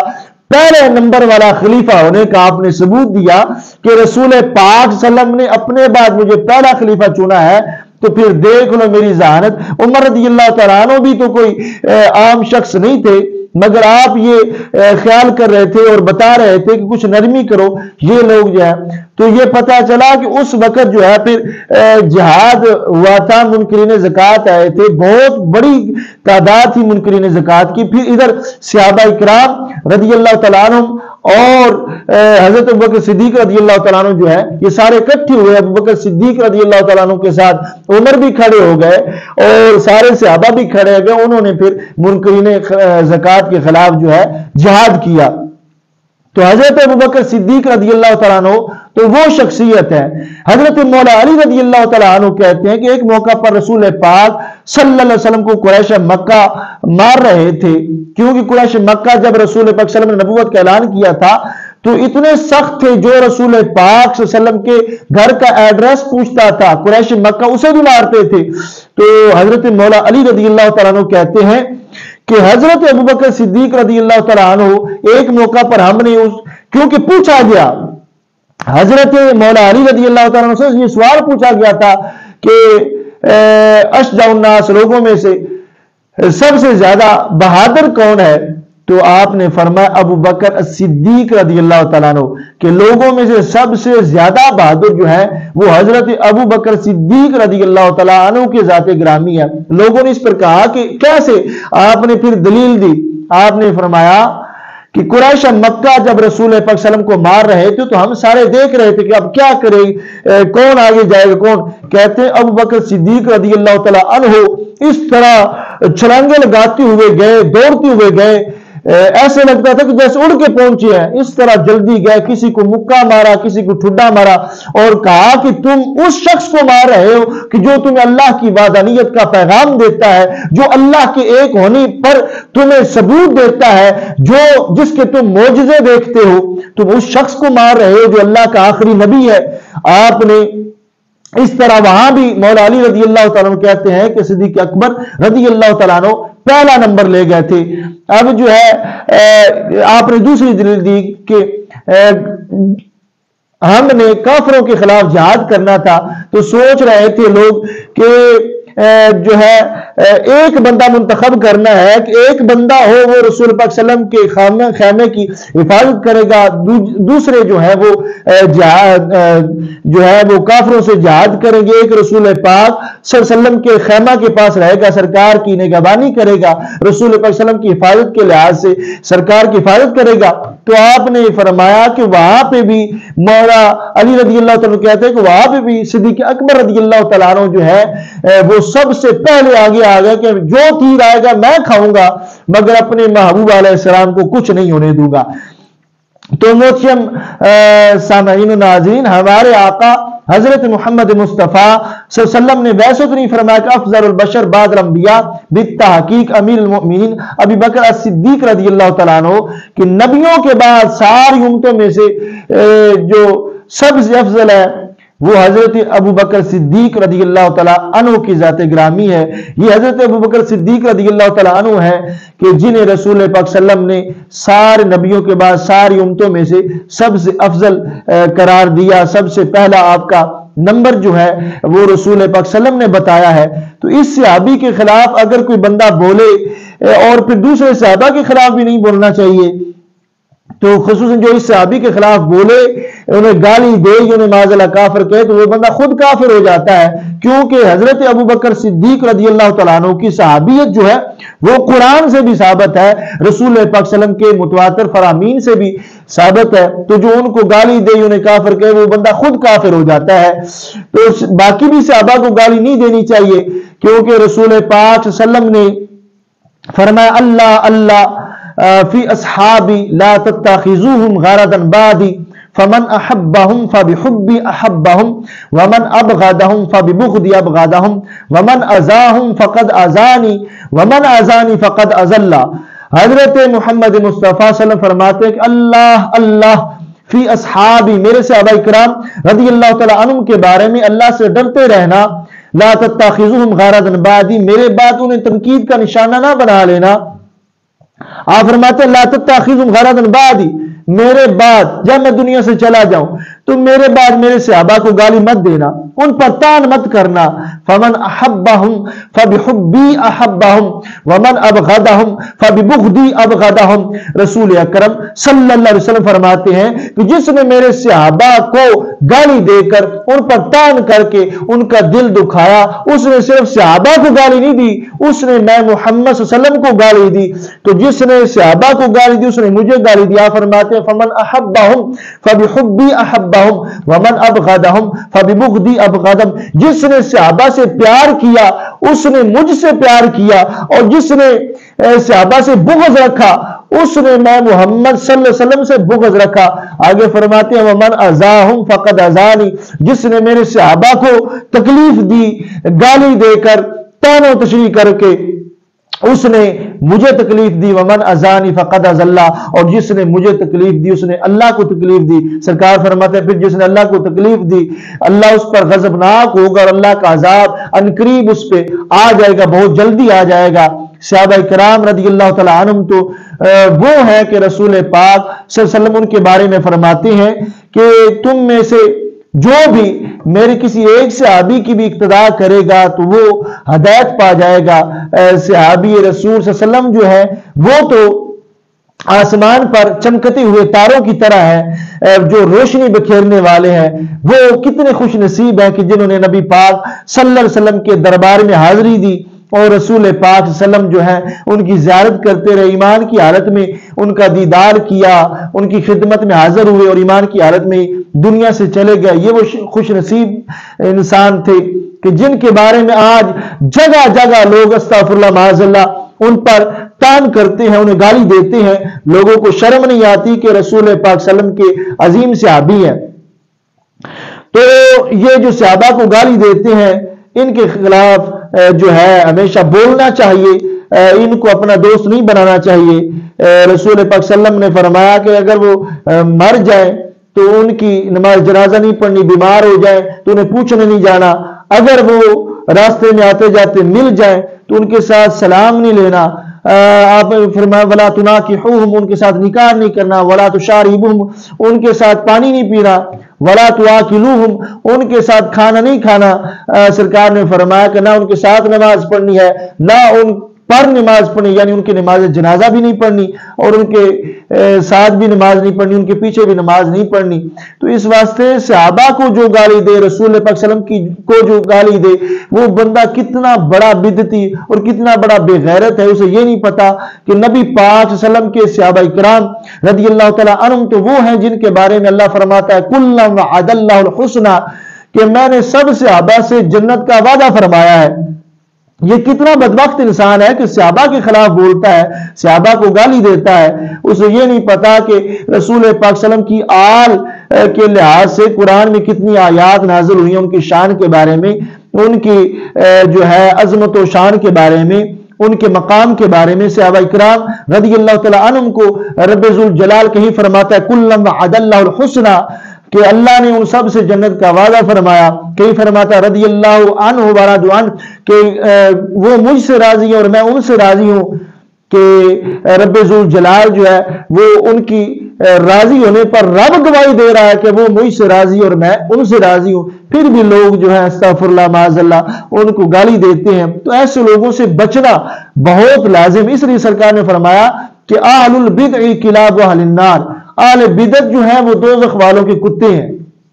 یہ سرکار کی حدیث ہے. تو اب ہم کتوں کے ساتھ تو نہیں نہ بیٹھ سکتے، کتوں کے ساتھ تو نہیں نہ کھا سکتے، کتوں کے ساتھ تو نہیں نہ پی سکتے، کتوں سے تو نہیں نہ کہا کر سکتے. جو ہے جو صحابہ کو گالی دے رہے ہیں وہ یقیناً کتے ہیں، جو سرکار کی آل پر بھونک رہے ہیں وہ یقیناً کتے ہیں. انہیں یہ نہیں پتا کہ وہ سرکار کی نسبت والے جو ہے ایک گدھا جس پر رسول پاک صلی اللہ علیہ وسلم سواری کرتے تھے، کسی منافق نے کہا کہ اے محمد صلی اللہ علیہ وسلم آپ کے گدھا نے مجھے تکلیف دی ہے، پخانہ کیا تھا آپ کے گدھا نے. تو صحابہ نے کہا، ایک صحابی بولو نے کہا کہ تجھ سے جو ہے بڑا مقام ہے میرے نبی علیہ السلام کی سواری کے بول کا، رسول پاک صلی اللہ علیہ وسلم کی سواری کے پیشاب کا زیادہ تجھ سے مقام ہے. اور پھر اس پر جو ہے لڑائی ہوئی ڈنڈوں سے مکوں سے، صرف اتنی بات سے کہ نسبت وہ ادھر گدھا ہے، ادھر رسول پاک صلی اللہ علیہ وسلم کے عظیم صحابی ہیں، عظیم آل ہے، آل بیت ہیں. تو بندے کو دیکھنا چاہیے وہ ایک نسبت جو گدھے کی ہے اس کا اتنا ادب صحابہ کروا رہے تھے اور کر رہے تھے کہ لڑائی ہوئی، اور ادھر جو ہے استغفر اللہ معاذ اللہ. پھر صحابہ میں سے بھی اور باقی جتنی امتیں ہیں سب میں سے افضل جو نبیوں کے بعد ہیں وہ ابو بکر صدیق رضی اللہ تعالیٰ عنہ ہیں. لوگوں کو شرم نہیں آتی، ان کو گالی دیتے ہیں، ان کے خلاف بولتے ہیں. تو یہ کس طرح کے مومن ہیں کہ ان کے خلاف بھی بولتے ہیں اور اپنے آپ کو مسلمان بھی کہتے ہیں. اور اللہ نے قرآن میں ان کی جگہ جگہ پر شان بیان فرمائی ہے. رسول پاک صلی اللہ علیہ وسلم نے ان کا بڑا مقام اور مرتبہ جو ہے وہ بتایا ہے. لوگوں کو اس طرح کیا ملتا ہے، انہیں خدا کا خوف کرنا چاہیے. اب یہ ہے کہ ہمارے لوگ جو آج یہ مسئلہ باغ فتح ہم نے بیان کیا، اس کے لحاظ سے یا ابوبکر صدیق رضی اللہ تعالیٰ عنہ کی افضلیت کے لحاظ سے جاتے ہیں، سادہ ہمارے لوگ جو ہیں جاتے اور جا کر پھر وہاں سے بولی سن کے آتے ہیں اور ادھر یہ اپنے جو ہے باس مباحثہ کرتے ہیں اور خطیبوں سے علماء سے جھگڑے بھی بعض اوقات کرتے ہیں. تو حضرت پیر سید مہر علی شاہ صاحب رحمۃ اللہ علیہ نے ملفوظات مہریہ میں انہیں نصیحت کرتے ہوئے آپ نے فرمایا کہ کفار کا مؤمنین کے ساتھ جنگ کرنا در حقیقت اتنا مضر نہیں جتنا کہ بد اعتقاد لوگوں کی تقریر و تحریف. آپ کہتے ہیں کہ ایک مومن ہے وہ کافروں کے ساتھ جنگ کر رہا ہے، وہ اتنا نقصان دہ نہیں جتنا نقصان دہ یہ بدعقیدہ لوگوں کی تقریر سننا ہے اور ان کی تحریریں پڑھنا ہے. کہتے ہیں کیونکہ کفار کے ساتھ جنگ سے بڑی تکلیف یہی ہوتی ہے کہ مومن کفار کی تلوار کے غلبہ سے مقتول ہوتے ہیں. کہتے ہیں کہ سب سے بڑی تکلیف یہی ہے نا کہ مومن جو ہے وہ کسی کافر کی تلوار سے جو ہے اس کی جان چلی گئی ہے، وہ کٹ گیا ہے اور جو ہے اسے تکلیف ہو رہی ہے. اس سے بڑی کیا تکلیف ہو سکتی ہے؟ کہتے ہیں لیکن ایمان رکھتے ہوئے مقتول ہونا تو ایک بڑی کامیابی ہے. کہتے ہیں اس کا جسم اگرچہ زائل ہو گیا، زخم ہو گیا، زخمی ہو گیا اس کا جسم، مگر ایمان تو ہے نا. اگر ایمان ہے اس کا صحیح سلامت تو پھر جو ہے جسم اگر وہ زخمی بھی ہو گیا ہے، کٹ گیا ہے، تو اس میں کوئی نقصان نہیں. کہتے ہیں لیکن ایمان رکھتے ہوئے مقتول ہونا تو ایک بڑی کامیابی ہے. دنیا ہمیشہ رہنے کی جگہ نہیں کہ بالآخر تو مرنا ہے، اور مرنے کے بعد بھی تو جو جسم ہے وہ اب کچھ لوگ ہیں ان کے تو سلامت رہتے ہیں جو اللہ کو بڑے محبوب ہوتے ہیں، مگر کچھ جو ہیں ان کے جسم پھر بھی تو مٹی بن جاتے ہیں. کہتے ہیں انسان محلے حوادث ہے، جسم برباد بھی ہو جائے مگر ایمان باقی رہے تو کوئی ضرر نہیں. جسم برباد ہوتا ہے تو ہو جائے، اگر ایمان ہے تو کوئی نقصان نہیں. مگر جو شخص اسلام کا دعویٰ کرے اور محراب میں منبر پر کھڑے ہو کر واعظانہ صورت میں ناسیانہ آیات و احادیث پڑھ کر بے جا تعویلوں اور ہلا بازیوں سے اہل اسلام کے عقیدوں میں خلل پیدا کرے تو ایسے شخص کا ضرر بہت زیادہ ہے. کہتے ہیں کہ جو بندہ اسلام کا ارادہ اوڑے اور ہاتھ میں قرآن پکڑے اور منبر پر کھڑا ہو اور وہ واعظانہ صورت میں بڑی نصیحانہ انداز میں قرآن کی آیات پڑھ رہا ہے، رسول پاک صلی اللہ علیہ وسلم کی احادیث مبارکہ پڑھ رہا ہے، اور وہ بے جا تعویلیں کرتا ہے، اپنی مرضی کے ترجمے کرتا ہے، اپنی مرضی کی تشریح کرتا ہے، جدھر اس کا جی چاہتا ہے ادھر لے جاتا ہے، تو کہتے ہیں کہ یہ اسلام کے جو عقیدے اس میں بہت بڑا ان میں خلل پیدا کر رہا ہے، ان میں خرابی لا رہا ہے، مسلمانوں کا عقیدہ خراب کر رہا ہے۔ کہتے ہیں تو ایسے شخص کا ضرر بہت زیادہ ہے، کیونکہ اس کی زبان کا ڈنگ روح اور ایمان کے لیے ایک خطرناک اژدہا ہے۔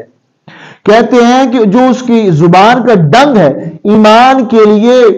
اور روح کے لیے بہت بڑا وہ سانپ ہے، جس طرح بہت بڑا اژدہا ہو وہ بندے کو کھا جائے، اس طرح وہ جو اس کی تقریر ہے، اس کی جو تحریر ہے، اس کی جو زبان کا ڈنگ ہے، جو وہ تقریر کر رہا ہے، کیونکہ وہ آیت پڑھتا ہے تو ترجمہ غلط کرے گا۔ سادہ لوگ جو انہوں نے تو یہ کہنا ہے کہ ترجمہ کر رہا ہے، دیکھو قرآن کی آیت اس نے پڑھی، ترجمہ کیا، تفسیر کر رہا ہے، احادیث مصطفیٰ صلی اللہ علیہ وسلم پڑھ رہا ہے۔ انہیں یہ نہیں پتا کہ بدعقیدہ بندہ جو ہے وہ اپنی مرضی کے ترجمے کرے گا۔ وہ مولا علی رضی اللہ تعالیٰ کی جہاں افضلیت نہیں بنتی، وہ وہاں بھی مولا علی رضی اللہ تعالیٰ کی افضلیت بنائے گا، صدیق اکبر رضی اللہ تعالیٰ کو نیچا دکھائے گا، استغفر اللہ معاذ اللہ۔ تو اس طرح وہ کرے گا۔ کہتے ہیں جس سے متاع اسلام برباد ہوتی ہے، اسلام کا سامان، اسلام کے عقائد، اسلام کا نظریہ برباد ہوتا ہے اس کی بے جا تعویلوں اور ہلوں بازیوں سے۔ وہ جو مسلمانوں کو پھسلا رہا ہے، مسلمانوں کو وہ بے جا تعویل کر کے آیتوں کی، احادیثوں کی غلط تشریح کرتا ہے، ترجمہ کرتا ہے، تو مسلمانوں کو وہ ایمان لوٹ رہا ہے۔ آگے لکھتے ہیں کہ صحبت بد کا اثر برے کام کرنے سے بھی زیادہ برا ہوتا ہے، ہم سے تو ایسی فقیری نہیں ہو سکتی۔ کہتے ہیں کہ بد عقیدہ جو بندہ ہے اس کی صحبت برے کام کرنے سے بھی زیادہ بری ہے۔ جو بد عقیدہ ہے کیا ہے کہ برا کام کیا ہے، بے عمل ہے بندہ، بے نمازی ہے، بے روزے دار ہے، وہ بندہ حتیٰ کہ اگر وہ بدکاری بھی کر لے یہ اس کا بہت بڑا برا عمل ہے۔ کہتے ہیں کہ اس کا بھی اتنا زیادہ نقصان نہیں، کیونکہ اس ایمان زائل نہیں ہوگا، ایمان خراب نہیں ہوگا، ایمان تو اپنی جگہ ہے، مگر یہ ہے کہ اس کے تقوی میں جو ہے اور وہ خرابی آئی ہے، اس نے عمل برا کر کے بہت بڑا اپنے آپ کو نقصان پہنچایا ہے، مگر وہ نقصان نہیں پہنچایا، اس کا ایمان تو برباد نہیں نہ ہوگا۔ کہتے ہیں مگر بد عقیدہ کی جب صحبت اختیار کی جائے تو اس سے بندے کا ایمان خراب ہو جاتا ہے۔ تو کہتے ہیں کہ ہم سے ایسی فقیری نہیں ہو سکتی کہ ایسی عقائد متواترہ اسلامیہ پر ایسے حملوں کے وقت خاموش بیٹھ کر تماشا دیکھا کرے۔ سید صاحب لکھ رہے ہیں، سید پیر سید مہر علی شاہ صاحب رحمۃ اللہ علیہ کہتے ہیں کہ اسلامی عقیدوں پہ حملہ ہو جائے اور پیر سید مہر علی شاہ صاحب رحمۃ اللہ کہتے ہیں کہ میں چپ کر کے بیٹھا رہوں، کہتے ہیں کہ مجھ سے ایسی فقیری نہیں ہو سکتی۔ کہتے ہیں اور ہم ایسے فقر سے بھی ہزار دل سے بیزار ہیں، یعنی جو ایسی فقیری ہو کہ اسلامی عقیدوں پہ حملہ ہو رہا ہو اور ہم چپ چاپ گھر میں بیٹھے رہے، اپنی فقیری بچائی رکھیں، ہم مریدوں کے پیچھے چلتے رہے، ہم اپنی شہرت کے پیچھے چلتے رہے، اپنے مقام دیکھتے رہے، کہتے کہ ہم سے ایسی فقیری نہیں ہو سکتی۔ کہتے جو عین مداہنت اور بغیرتی ہو۔ آپ نے کہا کہ اگر میں چپ کر جاؤں گا اس مسئلہ پر کہ عقیدوں پر حملہ ہو رہا میں چپ کر کے بیٹھوں، کہتے ہیں تو یہ تو بغیرتی کا کام ہے کہ اگر میں چپ کر کے بیٹھ گیا۔ اتنے غیرت مند تھے پیر سید مہر علی شاہ صاحب رحمۃ اللہ علیہ۔ کہتے ہیں مرزا قادیانی سے مقابلہ کے وقت بھی بعض مہربانوں نے جو اخلاص کا معنی نہیں جانتے اعتراض کیا کہ فقراء کا کام باس مباحثہ نہیں۔ کہتے ہیں کہ ادھر مرزا قادیانی خبیث وہ میرے نبی حضرت محمد مصطفیٰ صلی اللہ علیہ وسلم کی نبوت پہ حملہ کر رہا تھا، اپنے آپ کو جھوٹا نبی کہہ رہا تھا، کہتے ہیں کہ اس وقت بھی جو سادہ لوگ تھے مسلمان وہ مجھے کہہ رہے تھے دیکھو پیر صاحب یہ بحث مباحثہ یہ مناظرے کرنا یہ تو مولویوں کا کام ہے، آپ فقیر آدمی ہے، پیر ہے، سید ہے، آپ دیکھیں اپنے مقام کو منصب کو، آپ کو یہ زیب نہیں دیتا کہ آپ مناظرہ کریں، آپ بحث کریں مباحثہ کریں۔ کہتے ہیں کہ وہ اس وقت بھی وہ بڑے اخلاص جو مجھے دکھا رہے تھے، وہ حقیقت میں پیر سید مہر علی شاہ صاحب رحمۃ اللہ علیہ کہتے ہیں حقیقت میں وہ اخلاص کا معنی نہیں جانتے تھے کہ اخلاص کا معنی ہوتا کیا ہے۔ کہتے ہیں انہوں نے اس وقت بھی مجھے منع کیا، کہتے ہیں انہوں نے یہ نہ جانا کہ یہ جہاد اس شخص کے ساتھ ہے جس کے خیالات فاسدہ کی تیغ سے ملت محمدی برباد ہو رہی ہے۔ کہتے ہیں کہ ادھر وہ اپنے آپ کو نبی کے حلوا رہا ہے، یہ سادہ لوگ جو آج جس طرح آج جاتے ہیں نا بدعقیدہ لوگوں کے پاس جا کر بیٹھتے ہیں اور پھر کہتے ہیں سارے جی ایک جیسے ہیں، سارے ایک جیسے ہیں، تو پھر سرکار نے تو فرمایا ستفترق امتی علی 73 فرقہ کلہم فی النار الا ملۃ واحدہ وواحدۃ فی الجنہ۔ سرکار نے فرمایا کہ میری امت جو ہے قریب تقسیم ہو جائے گی، کتنے؟ سرکار نے فرمایا 73 فرقوں میں، پھر فرمایا ان میں سے 72 سیدھے جہنم میں جائیں گے، پھر فرمایا ان میں سے ایک جنتی ہے۔ تو صحابہ کرام رضی اللہ تعالیٰ عنہم نے پوچھا یا رسول اللہ صلی اللہ علیہ وسلم ان میں سے جنتی کون ہے؟ تو ہمارے آقا حضرت محمد مصطفیٰ صلی اللہ علیہ وسلم نے فرمایا کہ ان میں سے جنتی وہ ہے ما انا علیہ اليوم واصحابی، آج جس رستے پہ میں ہوں اور میرے صحابہ ہیں، کل کو جو بندہ یہ میرا اور میرے صحابہ کے راستہ اختیار کرے گا، میرا اور میرے صحابہ کے راستے پہ چلے گا، وہ بندہ جو ہے وہ جنتی ہوگا، وہ گروہ جنتی ہوگا۔ یہاں گروہ کی بات کی کہ وہ بندہ وہ گروہ جو میرے اور میرے صحابہ کے رستے پہ چلے گا وہ گروہ جو ہے وہ جنتی ہوگا۔ اور دوسری بات میں آیا کہ سرکار نے فرمایا ناجیتنا اہل سنت والجماع، کہ وہ جہنم سے گروہ نجات پانے والا جو گروہ ہے وہ اہل سنت والجماعت ہے۔ تو اس لحاظ سے سرکار تو بار بار منع فرما رہا، اور پیر سید مہر علی شاہ صاحب رحمۃ اللہ علیہ نے بھی ملفوظات مہریہ کے اندر یہ ہمیں بتا دیا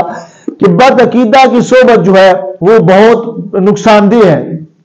اسی طرح حضرت مجدد الفسانی رحمت اللہ علیہ نے اپنے مکتوبات شریف میں لکھا کہ جو بدعقیدہ بندہ ہے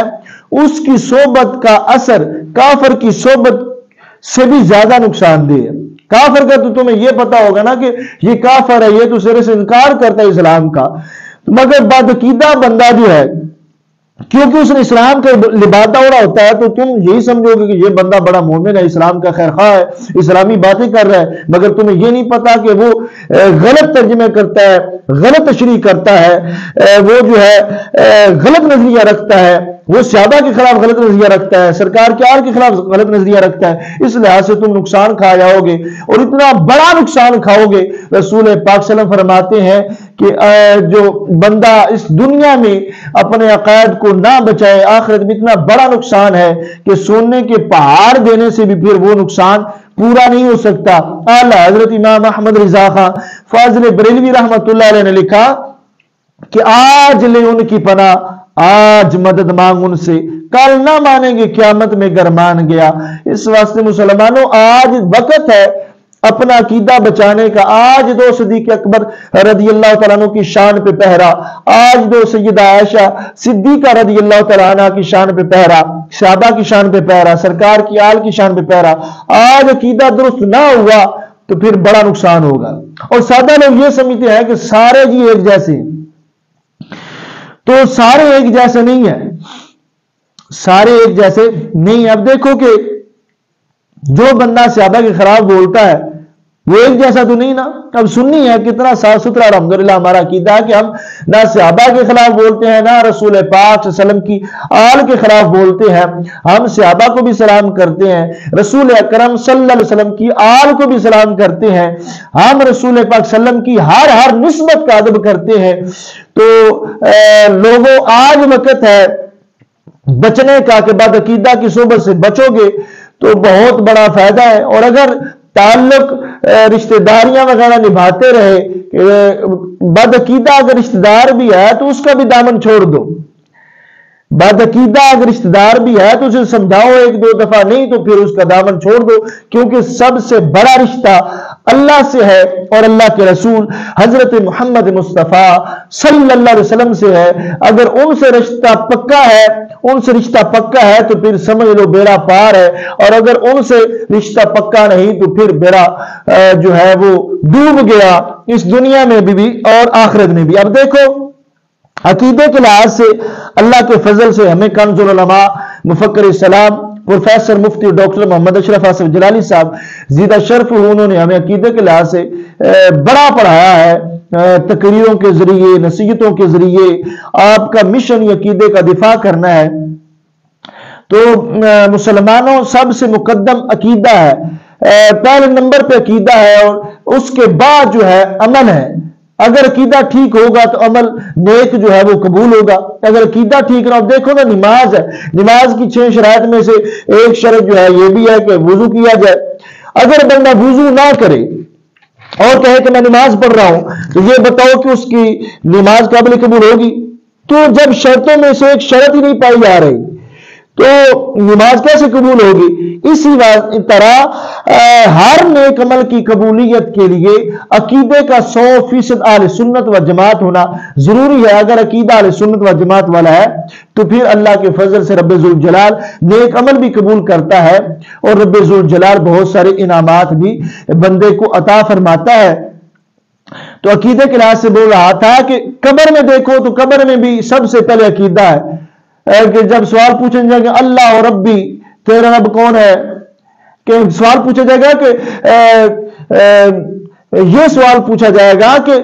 اللہ تمہارا رب کون ہے، ما ربوں کا بول تیرا رب کون ہے، ما دینوں کا بول تیرا دین کیا ہے، ما کنت تقول فی حق ھذا رجل، بول اس ہستی کے بارے میں، دنیا کے بارے میں عقیدہ کیا رکھتا تھا۔ اگر دنیا میں صدیق اکبر رضی اللہ تعالیٰ عنہ کے خلاف بولنے والوں کے پاس بیٹھا رہا تو کتنا بڑا نقصان ہوگا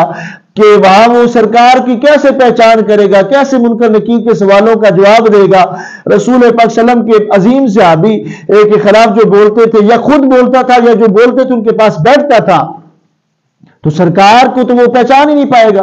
اور دوسری طرف وہ بندہ جو رسول پاک صلی اللہ علیہ وسلم کے لحاظ سے بھی اس نے عقیدہ 100% ٹھیک رکھا، صحابہ کرام کو بھی شریعت کے مطابق مانا، حضرات سرکار کی آل جو ہیں ان کو بھی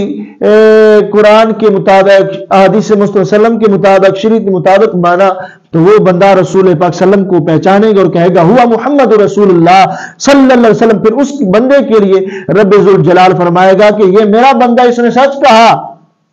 اس کے لیے جنت کا بچھونا بچھا دو اور اسے جنتی لباس پہنا دو اور اس کے لیے جنت میں ایک دروازہ کھول دو، یہ میرا بندہ ہے، سچ اس نے کہا، اور اس کی جو ہے جنت میں قبر میں جنت کی کھڑکی کھول دو۔ تو مسلمانوں وہاں بڑا مشکل مرحلہ ہے، اور وہ ہے پہلا عقیدے کا۔ عقیدے کے لحاظ سے بندہ پاس ہو گیا تو پھر آگے اس کا عمل کے لحاظ سے ہم اہل سنت و جماعت یہ نہیں کہتے کہ نماز چھوڑ دو، روزہ چھوڑ دو، استغفر اللہ معاذ اللہ۔ نماز کا انکار کرنے والا بندہ جو ہے وہ کافر ہو جاتا ہے، اور سستی کی وجہ سے نہ پڑھنے والا جہنم کا مستحق ہے۔ تو اس واسطے ہم یہ نہیں کہتے کہ نماز کی چھٹی ہے، روزے کی نہیں، ہرگز چھٹی نہیں، نہ امیر کو ہے نہ غریب کو ہے، مگر یہ عمل جو ہے اس کا حکم علیحدہ ہے، عقیدے کا حکم الگ ہے۔ عقیدے کا یہ ہے کہ اگر بندہ پکا نمازی ہے، روزہ دار ہے، حاجی ہے، زکوٰۃ دیتا ہے، بڑا متقی اور پرہیزگار بنا ہوا ہے، اگر اس کا عقیدہ تھوڑا سا بھی غلط ہے، تھوڑا سا بھی، تو وہ اس کی نماز، روزہ، حج، زکوٰۃ قبول نہیں، اور وہ بندہ جہنمی ہے۔ اور دوسری طرف جو بندہ پکا سچا سنی ہے مگر عمل میں کوتاہی کر جاتا ہے، کرنی نہیں چاہیے، تو وہ بندہ جو ہے اس کے لحاظ سے یہ ہے کہ اللہ چاہے گا تو اسے عذاب دے گا، رب ذوالجلال چاہے گا تو معاف فرما دے گا۔ تو یہ اس کا معاملہ جو یہ تو رب کی رحمت پہ ہے، تو بدعقیدہ بندہ جو ہے اس کو رب ذوالجلال معاف نہیں فرمائے گا۔ سرکار صلی اللہ علیہ وسلم کا جو سچا امتی ہوگا اس کے رسول پاک صلی اللہ علیہ وسلم نکال لیں گے۔